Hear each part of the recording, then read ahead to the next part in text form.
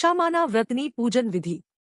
દશામાનું વ્રત કરનાર બહેને અષાઢ વદ અમાસ દિવાસો ના દિવસે પ્રાતઃકાળે ઉઠી નાહી ધોઈ સ્વચ્છ થવું। આખો દિવસ મનમાં જય દશામા એમ બોલતા રહેવું। દશામાનું ધ્યાન ધરવું। પૂજન કરતી વખતે એક પાટલો લેવો। પાટલા પર લાલ વસ્ત્ર પાથરવું અને તેના ઉપર દશામાની સાંઢણીની મૂર્તિનું સ્થાપન કરવું। મૂર્તિ ના મળે તો છબીનું સ્થાપન કરવું।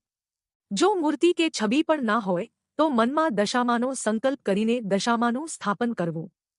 દશામાનું વાહન સાંઢણી છે, તેથી એક માટીની સાંઢણી લાવવી કે બનાવવી। તેને પાટલા ઉપર મૂકવી।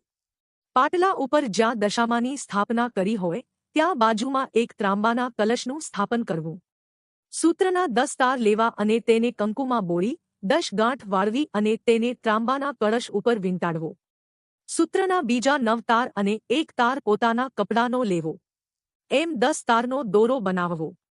તેને કંકુમાં બોળી પોતાના જમણા હાથે બાંધવો અથવા ગળામાં પહેરવો। ત્યારબાદ ધૂપ દીપ કરવા।